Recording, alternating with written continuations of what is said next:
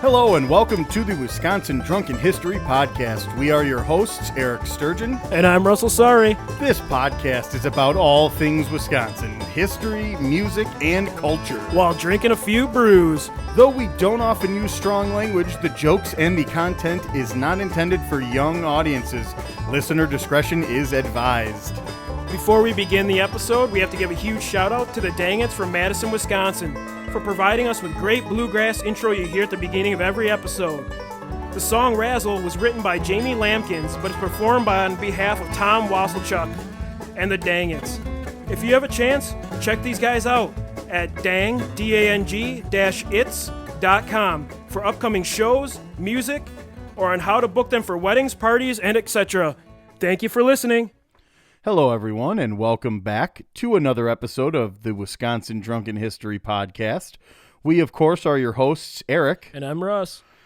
Today, looking at the calendar, it is still October, which means we have another installment of our Halloween series. Today's story is a bit obscure. It's about an alien abduction that occurred in the 1980s. We also have great Wisconsin music from them Coulee boys, another edition of How Many Loco You At, and another great interview with our hometown brewery, Duesterbeck's. So put on your tinfoil hats and join us for another great episode. So this is a bit of an obscure alien abduction story that occurred in La Crosse, Wisconsin in 1988. A sociology professor named John Salter Jr. was with his son, John III, and they were on a journey traveling from the Mississippi heading to North Dakota. As a professor, Salter was scheduled to present a paper that he had written for the American Culture Association regarding civil rights and self-defense. While traveling through the state of Wisconsin, strange lights appeared in the sky, and this is when things started getting a bit confusing, and we will attempt to make sense of as we dig a little bit further into this. An abduction occurred, but initially Salter stated amnesia engulfed both of them, and he couldn't initially remember how he and his son were abducted. In the beginning, they were still conscious, and somehow they were gently forced off the highway and onto a narrow, rough, dusty road. This is when they noticed a small humanoid figures climbing onto the back of their bumper of his Ford pickup. He described them saying these aliens were roughly 4 to 4.5 feet tall, with large heads, large quasi-slanted eyes. He is also stated saying they were friendly aliens and could tell that from the start that they did not intend to harm them. Salter believed the figures' experimentations were ethical and honorable, and their actions were positive. I'm sorry, but if you're doing experiments on me, man, I don't care. If your intentions are okay. Yeah, I think anybody doing any sort of experimentation on me that's not a doctor, I don't know that their intentions are necessarily honorable or even ethical. I think, to be honest, they're not practicing, properly, and and also, how can you even tell? I mean, this guy's probably just he's too easily swayed. He thinks everybody's kind, everybody has good intentions, and that's just not the case. According to Salter, there were 6 to 7 smaller aliens, one taller one of a more humanoid-looking alien, roughly the same size as an adult human. The taller one appeared to lead the others. Salter stated his features are more as we would describe them as human and may be mixed blood alien. The aliens then led the 2 men through the woods, up a ravine, and over a ridge to a vessel that was located in the clearing. Salter and his son remember being placed in the stereotypical bright room, which had white lights along with the blue glowing panel. This is where the probe activity occurs. Whoa. Yeah. Are they talking about a Ford probe? Yeah, I mean, if it's not my girlfriend touching my butthole, I don't want these aliens touching my butthole. Let's just be honest. Yeah, that's not experimentation, guy. That's these aliens are freaky. Hey, alien, you could at least buy me a drink there, guy. Yeah, this is a little too goofy for me. And his son's involved too, right? Yeah, yikes. And it gets weirder. And we'll continue the story here. Salter describes an implant is placed very carefully up into his right nostril and well beyond.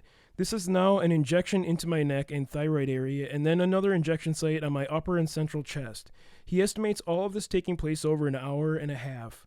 And this sounds terrifying, but according to Salter, it wasn't bad at all, and the aliens reportedly expressed sadness when they parted ways. He stated, I feel an extremely strong, poignant sense of farewell towards the taller figures, sensing equal strong reciprocity.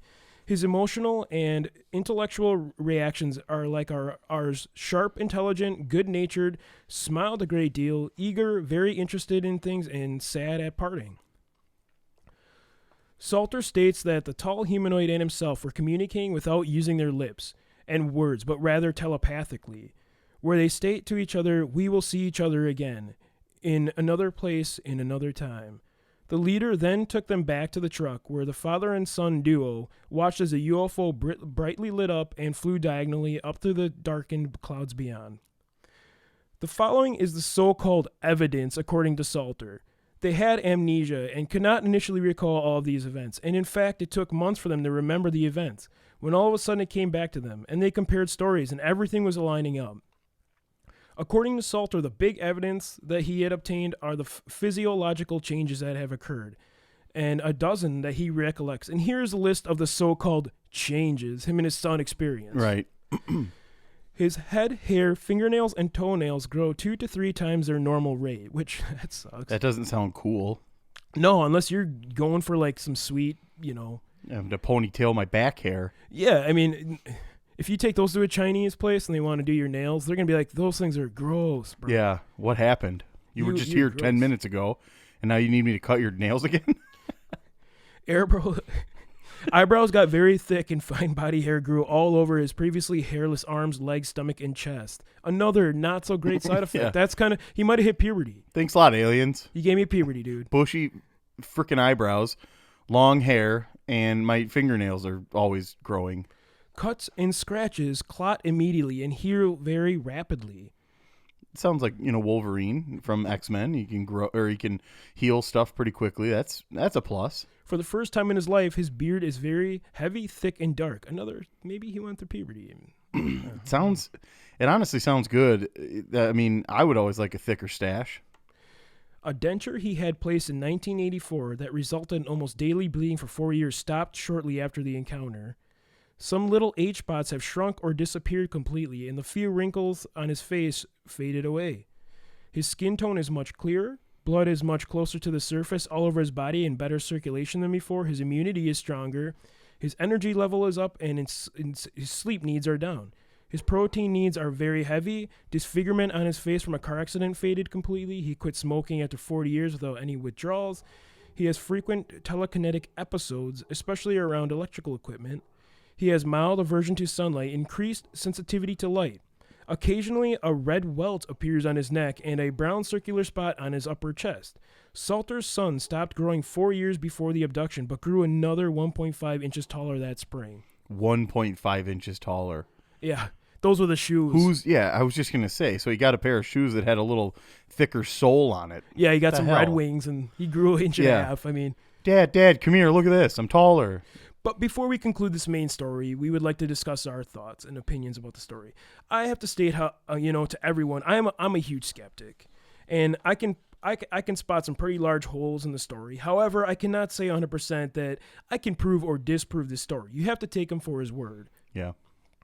I've had discussions with many people about aliens, and I don't see them wanting to come to planet Earth. I mean, and if you think the closest galaxy to the Milky Way is the Andromeda Galaxy, which is 2.5 million light years, which, if you want to know the math, it'd take you 2.5 million years to get here, traveling at the speed of light. Yeah.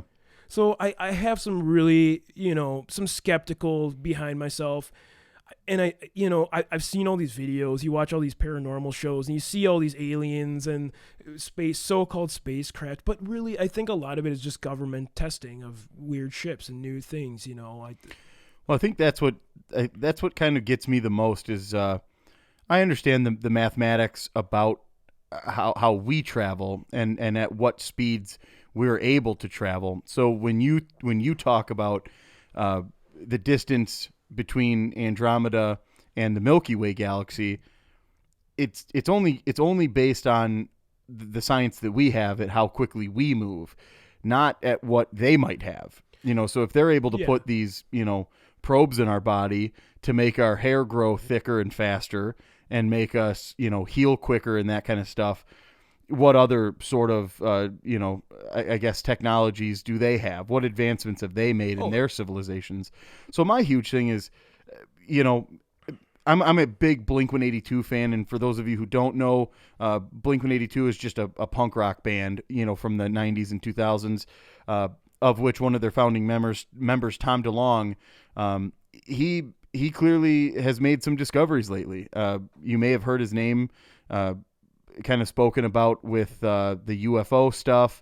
He started a company called To the Stars Academy, and he's been working with some pretty high-level officials in both government and military, and I mean they're able to say now that we're not alone, and I sort of feel comfortable in saying I believe it, and I guess that could also just be the believer in me, the one that wants to say there's something else out there. Yeah, and don't get me wrong. I mean, the universe is so vast. There's billions of planets. There is life out there. Yeah. And like you said, maybe there is a technology that we can't understand. Yeah. And I mean, I'm skeptical, but at the same time, I mean, there's thousands of reports. I mean, every year there's thousands and thousands of alien sightings, abductions, And like, what do you believe? What do you wean out? You got to get rid of the pranksters, the people that are just looking for attention. Right. It's like anything, Exactly. That's the thing. It's the same conversation we have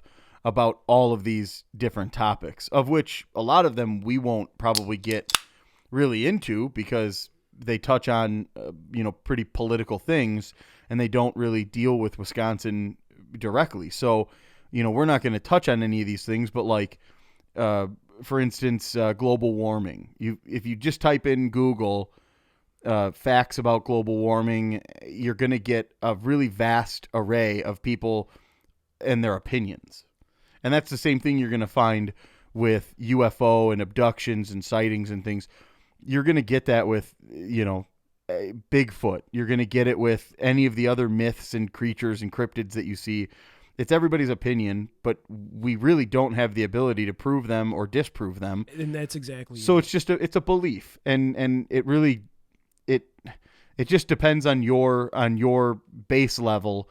If you're a believer in those things, if you want them to be, true, cool. If you're a skeptic, that's the route you're going. And that's, I don't believe anybody's wrong about it. Just feel the way you feel. No argument needed. It's just yeah, exactly. Like, it's your own personal experience. Like, I've never experienced this. Maybe if I had that life-changing event, I would switch sides. But yeah, for me, like, you're taking it's like doing a court case. It's like all circumstantial. There's no true evidence here, right? And that's kind of where unless I'm you at. have a picture of you shaking hands with an alien, I don't think anybody's going to be able to say, definitively right. that. And even so, even if you had that, Photoshop is so greatly improved that, I mean, I could physically take a picture of an alien that somebody made, and I could put myself into it, and I could put myself, shaking hands with the creature, and somebody would say, okay, well, that's real. I could see that, and it's not. Yeah. So you can go either way. Even if I had this evident proof, you're going to have skeptics say, no, that's not real. I mean, if you piece it together, though, I mean, at least the guy is a professor. His career's on the line. He has nothing to really gain from this, Yeah. So, there might be some truth to it. And, I mean, just because you can grow a sick unibrow, I mean, it doesn't Right. mean you've been abducted by aliens. You know? An above-the-eye mustache is not really that cool, man. Yeah, I mean, if you look like Frida Kahlo and, you said you've been Anthony abducted by Davis. aliens, I mean, there's people that are probably going to believe you and people are going to kind of question you. And I like I said, I'm a skeptic, but at the same time, like, we all want to believe. It's like the X-Files. We want to believe. Like, we Right. know there's life out there. We want to know there's life out there. And It's I think that's honestly the finest way to sort of leave this topic and all of these other topics, where it's have the discussion, have a friendly discussion about these things, about your beliefs or your skeptics about it, and then walk away. That's just No arguments. Yeah. Nobody has to get hurt or feelings shot down about this. It's just fun. Yeah, And just bring all the information you have to the table and have a fine discussion, on the topic, and then be done. Yeah, it's okay to disagree. Yes. You don't have to both be on the same page. Right. And, it's just kind of how it is. And even, when it comes to other things, it's like, you let them say their piece and you make peace with that. Right. You're not going to convert them. Just listen to them. And don't think you have to have the last word. We're just talking about aliens, okay? Right. And now we have another Wisconsin music segment. And honestly, we're just really lucky to have some of the most premier bluegrass bands from our state. And they're premier in all other states as well. I mean, these guys travel and do huge performances at all these different festivals around the entire country. So today's artist is them Coulee Boys. And honestly, we are just incredibly excited to have them reach back out to us and allow us to utilize their music on this episode. And in fact, my coworker Emily, she's a huge fan of these guys. Love their music. She goes and sees them multiple times a year, and she actually helped me settle on using the song that we did for today, which is called "Take Her Easy."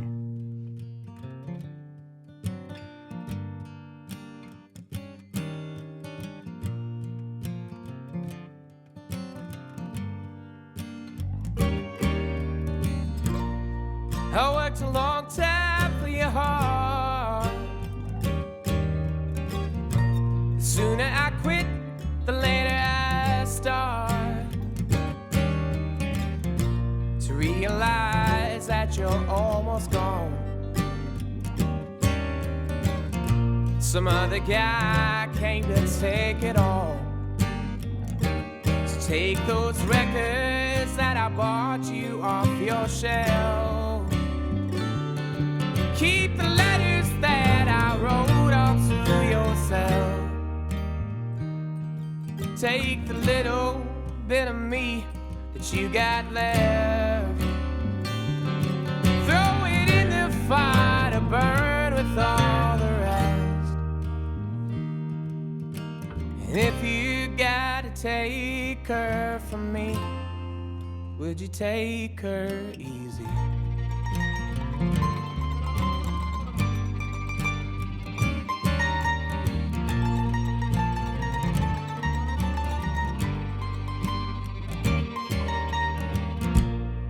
You used to wear me on your sleeve, then roll them on up when it's time to leave. You held me close when the clouds rolled in, but when the sun shines, you be gone again. Take that Bible that I bought you off your shelf. Keep the songs I wrote for you all to yourself. Take the little bit of me that you got left. Throw it in the fire to burn with all the rest. And if you gotta take her from me, would you take her easy?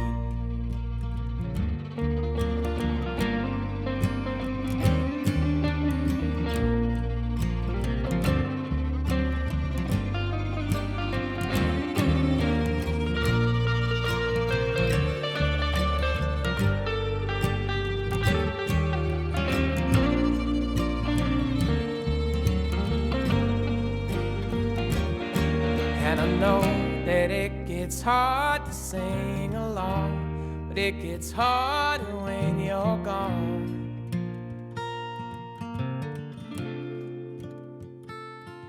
And I know that it gets hard to sing along, but it gets harder when you're gone.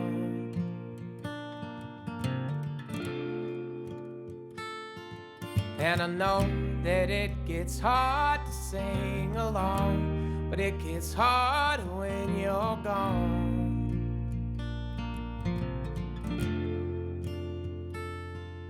And I know that it gets hard to sing along, but it gets hard when you're gone. And I know that it gets hard to sing along, but it gets hard when you're gone.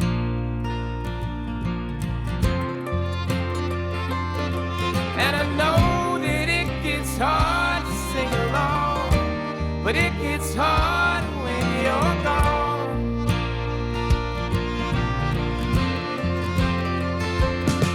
And I know that it gets hard to sing along, but it gets hard when you're gone.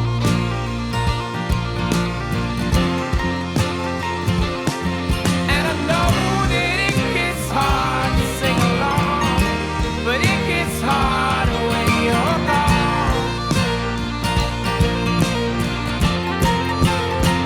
Just take that Bible that I gave you off your shelf. Keep the songs I wrote for you all to yourself. Take the little bit of me that you got left, throw it in the fire to burn with all the rest. And if you gotta take her from me, would you take her easy?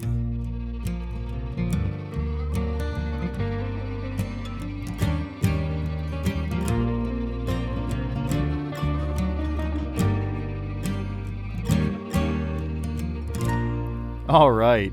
Again, that was them Coulee Boys, Take Her Easy. Awesome stuff. Go check them out on YouTube, Spotify. They are absolutely phenomenal. Their entire catalog of stuff is incredible. So it was literally like picking your favorite kid when it came down to deciding what song to use. It was almost impossible. So thanks again, Emily, for helping me out with that, and I really appreciate that. We now have another edition of How Many Local You At? Yeah, today we got a doozy coming to us from Oconomowoc. Eric, you want to read a little bit about this guy? Yeah, so a man accused of driving drunk the wrong way on US 41 last month had been released from prison on his fifth OWI just 3 days before. So let's unpackage that a little bit. He had already been in prison for 2 years. He's out for 3 days, and he does it again. Oh, man. So our driver, he's 35. He's from Oconomowoc. He had just started 4 years of extended supervision, being released from prison, and he was stopped on just south of Oconto on August 30th. The Oconto police were dispatched about 2:40 a.m. One officer spotted the car as he drove on the State 22 on-ramp, then raced down the southbound lanes to get ahead.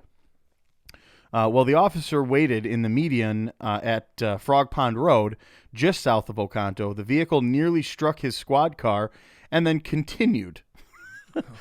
A second officer pulled behind the vehicle with its lights and siren on, and the vehicle turned east onto Old 41 Road.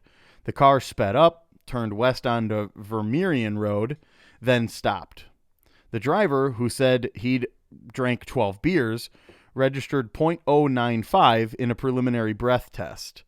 I know we've mentioned this before, but once you hit a certain number in Wisconsin, I think it's the third, you legally lose your normal .08.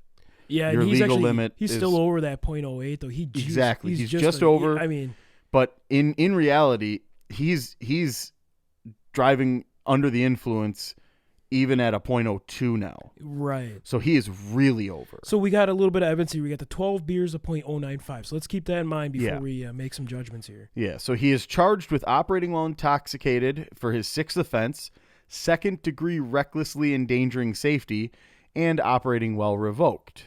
Bond was set at $15,000 cash during his initial appearance, and he waived his preliminary hearing on September 19th and is scheduled to be arraigned October 17th, which is just a couple days away. In fact, yeah, I don't know. Is it? He might have already been in, yeah. Yep. So the felony counts filed against the driver each carry a maximum sentence of 10 years, while the top sentence for operating while revoked is 1 year. So if everything's served concurrently, he's looking at a minimum of 10 years. Right. So if everything stacks up correctly and they serve concurrent, he's going to be in for 10 years. And honestly, you know what? Stupidity. Absolutely for sure. stupid. 3 days. Like You've been in prison already, dude. I know. Like, yeah, you go drink with your buddies. Uber it. I mean, you might be outdated. And then at ask this point. one of them to give you a ride home. Right. You know? I mean, yeah, you've been in there for 4 years, so maybe you didn't know about Uber, but man, just get a buddy at this point. Like, somebody will give you a ride home. It's just not, just so many shaking your head moments in this thing. Just not cool. So now we got to do a little bit of conversion theory here. So 12 beers, 0.095. Yeah. What are you thinking on the local scale, the loco scale? Yeah, so knowing that 1 can is 4 loco, we're at a 0.095. Let's talk about how he's going the wrong way. He nearly hit a squad car. The second squad car has to come up behind him with lights and sirens on, which is important to note. I can't go any less than like 3 loco. Yeah. Or 3 cans, so 12 loco. 12, I was thinking 12, 14 loco for this guy. Yeah. I mean, the 0.095, 12 beers, locos are a different translation. Like, literally, you can have 4 bush lights. It doesn't even equal 1 for loco, to be honest with you. I mean, a loco it's death medicine. Yeah. Let's be honest. It's like I said on previous episodes, it's a ill-advised, ill-created drink. It just is kind of dumb. It's a very it's just high octane alcohol drink. It's stupid. Yeah. It's just a dumb drink. And if you're not careful, I mean, it's gonna crush your dreams, man. You know what's crazy? Like, after 4 years, like, wouldn't you think you just want to go do something awesome, like go fishing or something, or just like, get a girl or something? I mean, we might be working with a real criminal alcoholic here. I mean, maybe sometimes you can't. No amount of prison time or reform is going to help get this guy to understand. Right. No amount of therapy is going to help.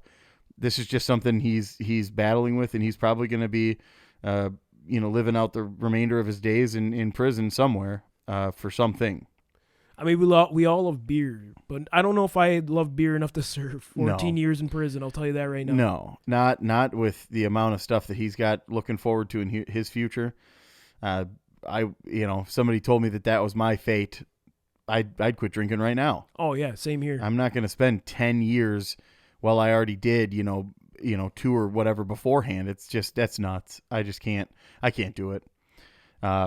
So I think we've settled. This guy's at least a 12 loco. Yep. Somewhere between that 3.5 cans is I'm safe to exactly. say. Yep. And today we have a truly fine beer to review. This is a fantastic beer called Farmer's Daughter from Lucette Brewing in Menominee, Wisconsin. Yeah, so this beer is a blonde ale coming in at a 4.8 ABV.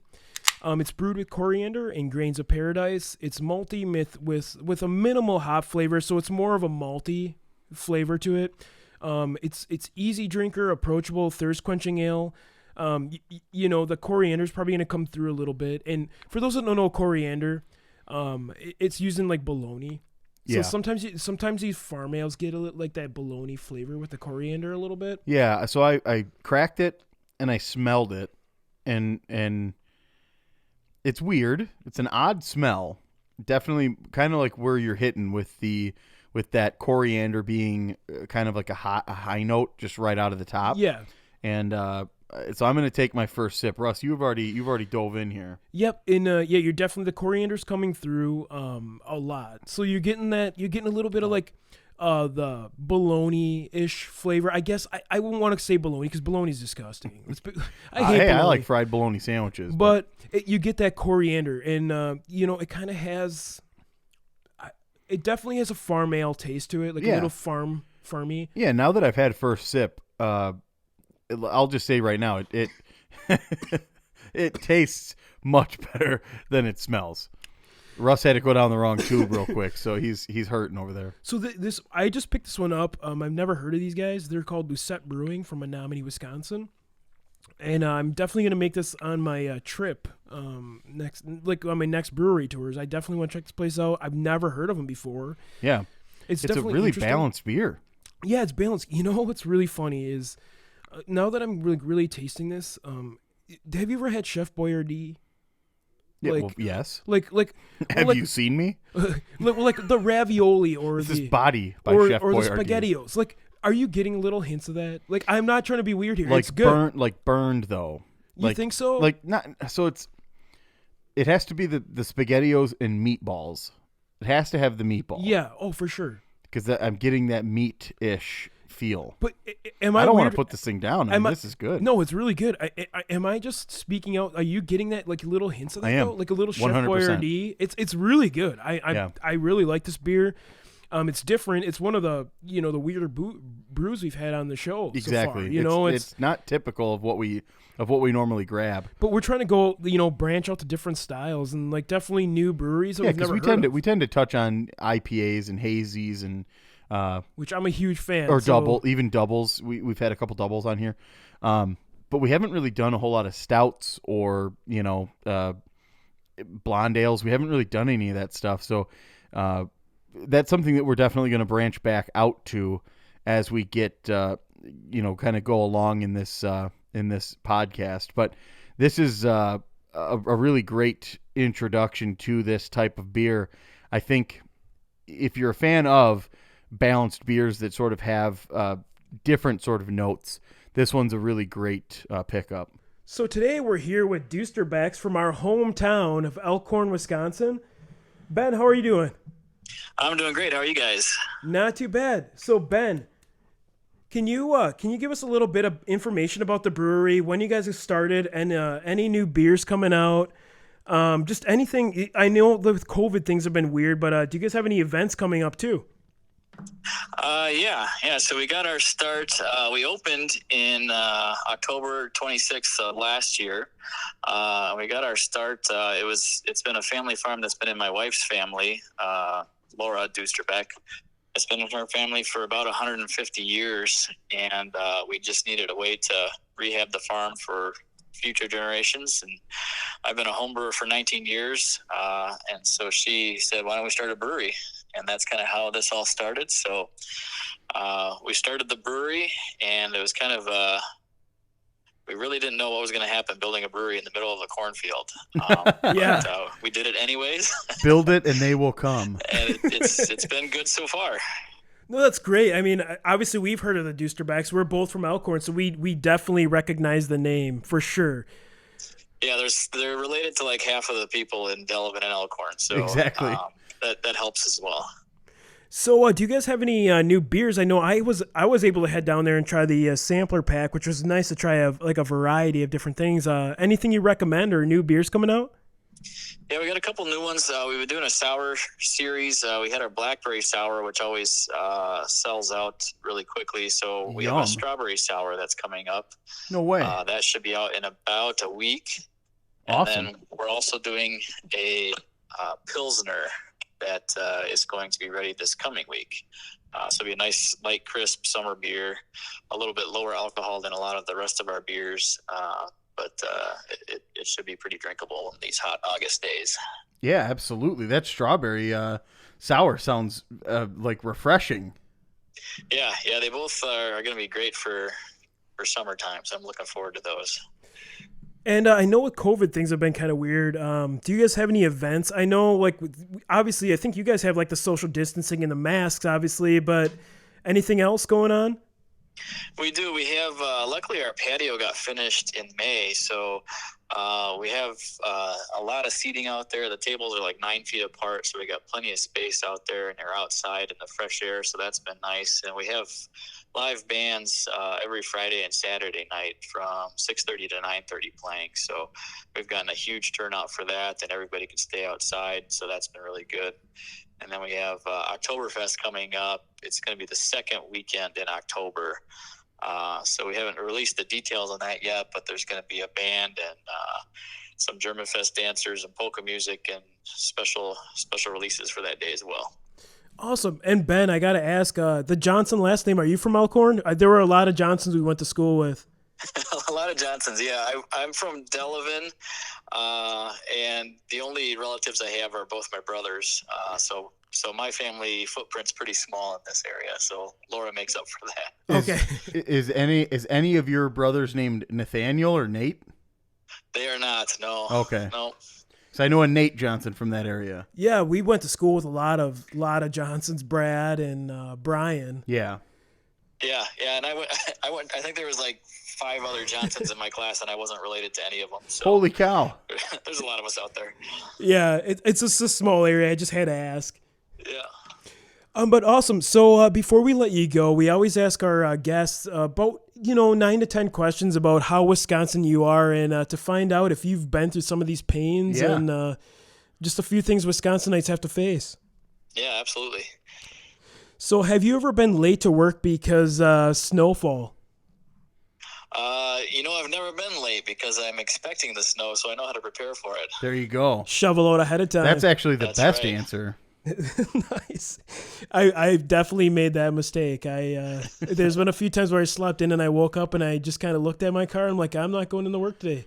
No, you know what you got to do is you got to go outside, get the errand started early, around 4 or 5, get ahead of the snowfall, and then you can go ahead and get your truck or car or SUV or whatever right through it. That's right. Yeah, I've definitely driven through the driveway without plowing it out before, but See- I always seem to get there one way or another. There you go. I love it. So you guys are responsible and I'm not, basically is what it comes down That's to. what we're trying to say. Ben All right. and I are fine, All right, and you're all right. dumb.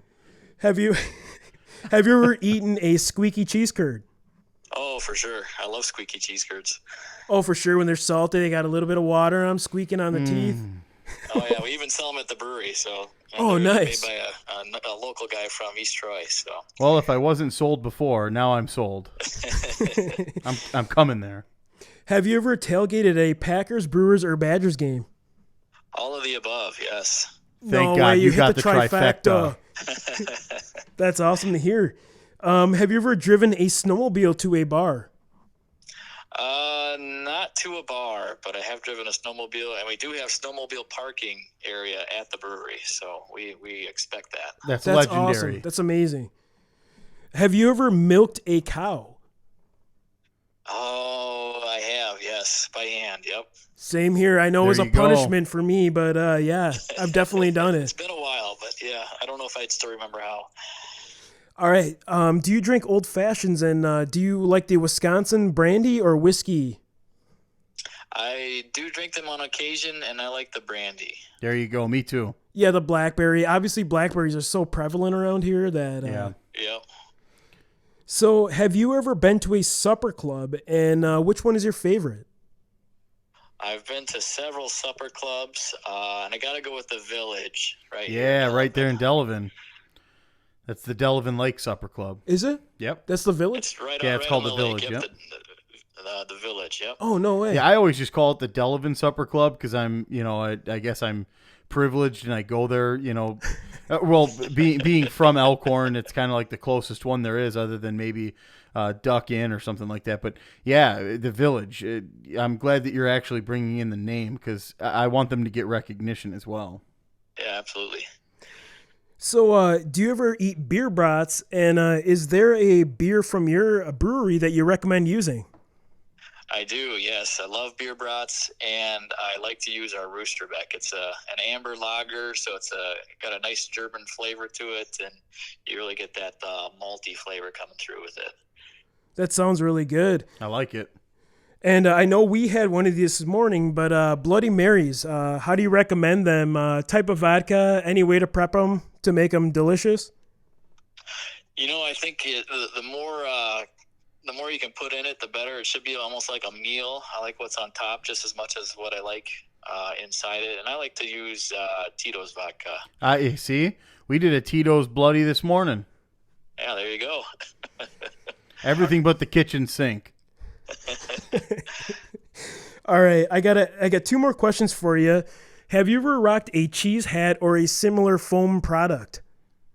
I have had a cheese hat. I've also created a Bucky Badger mascot that looks almost identical to the real thing, and I wore that up to a Badger game one time. And I had so many fans coming up to me, getting autographs, taking pictures. It was a blast. That's awesome. Artistry and ingenuity over here. I love it.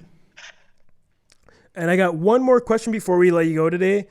Obviously, besides Duesterbeck's, is there another brewery that you recommend in the area to go check out?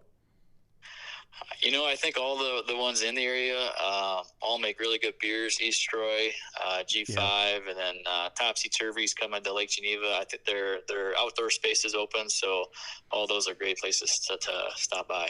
That's awesome. I love it. Yeah, show some local pride and get some people in the area for sure. Yeah, we've had a lot of them on the show too, and they're all really good people. So definitely check them out.